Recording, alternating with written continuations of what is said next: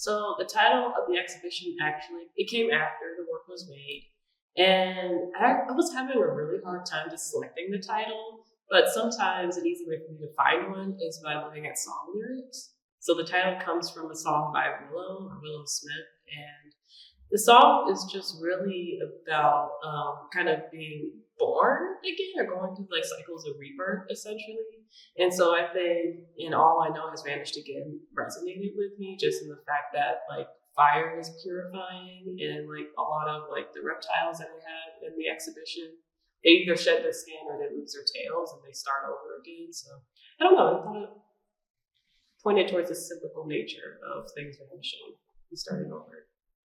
So I can start from the beginning with the hands and feet. It started off with me being afraid of drawing a full figure, and then also being afraid to like acknowledge identity in my practice. So like, I'm Black, so people assume my work is about Blackness when I bring in a figure.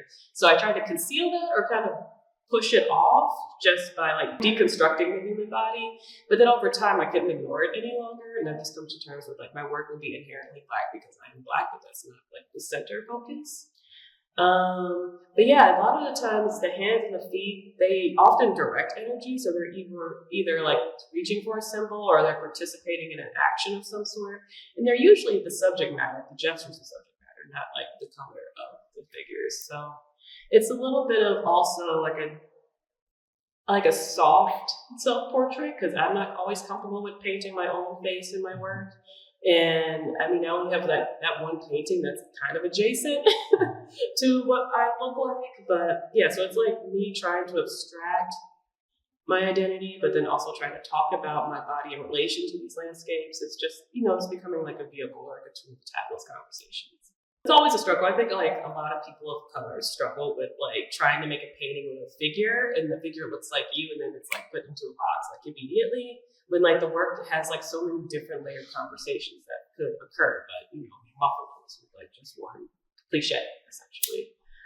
I think one way I've tried to remedy this hesitation is by diving full blown into like identity painting and talking about like my experiences. And that was when I was still like an undergrad. And it was when I went to Norfolk, and then I was isolated from my peers, or not isolated, my peers like from my institution, my home institution, not from my peers in the residency.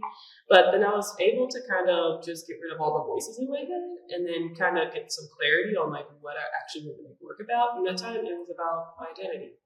So with that, after I felt like I wore that theme all out, like it took about 2 years of like working through it, I think.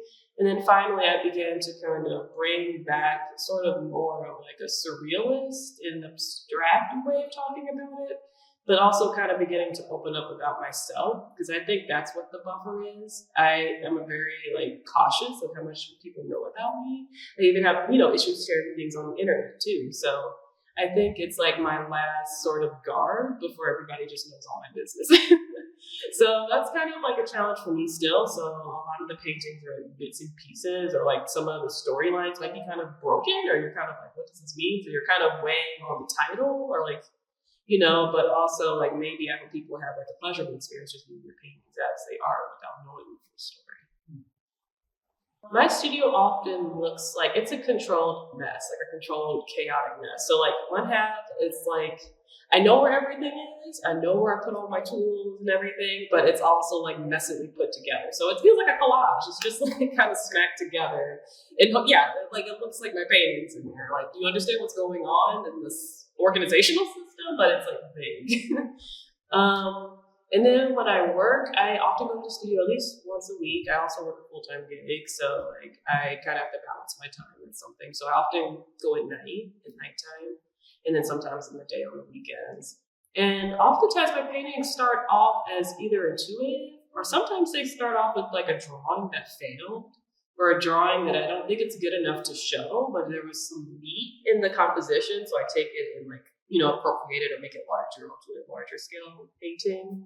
But this one behind me, this one started off with a drawing that looked nothing like this. And I just liked the way the hands were positioned. And then that's the only thing I took from it. And the rest of it was just like all impulsive energy, like just kind of venting on the canvas. And sometimes I'm learning actively how to stop overworking my paintings. And I think these more recent ones from like late last year, like 2024, are the ones that seem to be like me letting go of like the painting knows what it wants. I can't control what it wants. I have to be okay with it being done, even if I don't like a part, but the painting is still successful. Because my urge is always to cover it up and try again, but sometimes try again makes it really, I don't know, very like not good. But then sometimes when I overpaint things, I get really nice surface buildup and texture. So it's really a push and pull and trying to like find the balance between intentionality with buildup, but then also knowing when to put the brush down. Hand-stretched paintings and like paintings on paper and canvas did start off as like, you're fresh out of school, you don't have any cash, so but you do have a big thing of canvas or like a bunch of paper. So I would just glue sheets of paper together until I got a surface and then gesso it, and then that would be the surface for the painting, the substrate. But since then, I kind of began to just take it and like turn it into something that's an intentional act. Because I think often, I guess inherently, because I'm Black, I'm also always in resistance to like traditional understandings of painting. Like me being Black in painting is like chaotic in itself.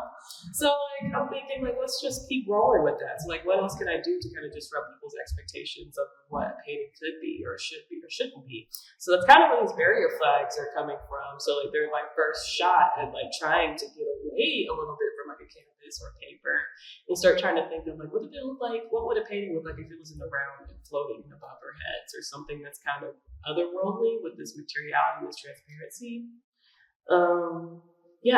And I think I also like just paper. Like I like the texture of it. I like the history of paper. It's really fascinating. In grommets kind of give it this utilitarian aspect to it, where it's like, yes, this is a precious object, but it's also a thing that moves and is fluid. It changes. Sometimes it bubbles. Sometimes it rips. It's like, it's still of this earth. Like it's not something that's like above us. It's like the material object that's before us. So, it kind of brings them back down to earth. It humbles them.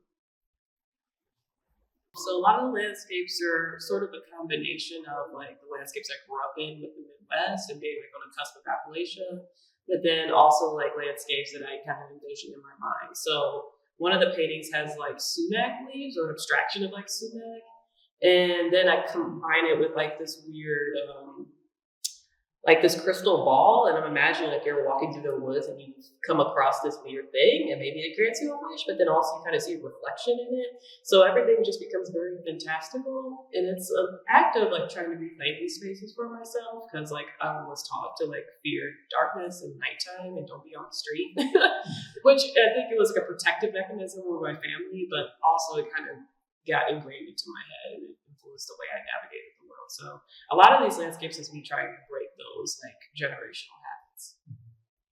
Yeah, so I think tension bubbles up in my work in multiple ways. I think an immediate realization is that none of my paintings, I don't really work in a series. Each painting has its own personality or its own narrative, so I have a hard time actually working in a series. So like with these two barrier flags, that was kind of like a rare situation where I was able to focus and make something that was a duplicate of itself.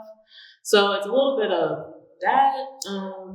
There's tension between like what is real and what is not. So what's fictional and what's kind of close to reality in our understanding of it. And then me like trying to bend it in some ways. So like sometimes landscapes are collaged together, kind of like this painting where it's like, we're in a city, but then we're also looking up through a fence at the moon, but then there's like a rope that's on fire.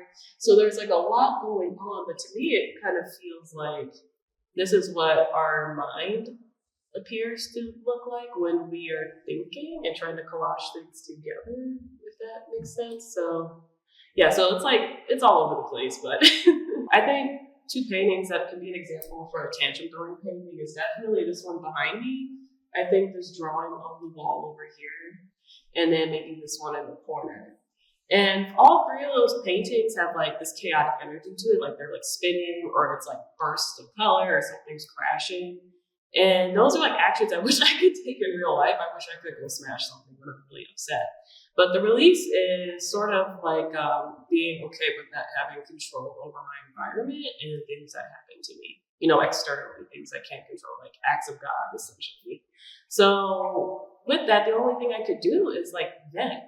And sometimes I think my paintings become journalistic in some way. So like I am painting to release an energy, and I feel like my spirit is like been, I guess, cleansed. Like it feels like a weight has been lifted off me after I paint, especially a painting that's a little more physically involved, like larger things. So it's almost like exercise too. And I paint when I can't write.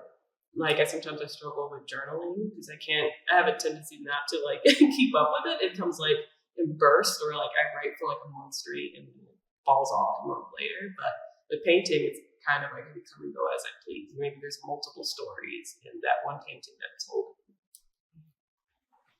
Yeah, I mean, I think half full. I'm definitely more positive, but I definitely think it's half full because I've gone through a lot of weird transitions in my life in the last maybe 2-3 years. So it's just been kind of relieving to like go to the studio and produce work that kind of reflect that. So some of the pieces are really dark, and I think those kind of work towards a time where I'm very like not so in a great mood or not doing so well. But then like when I've had space to like paint whatever I want, like going on a residency in painting, all the paintings just got brighter all of a sudden.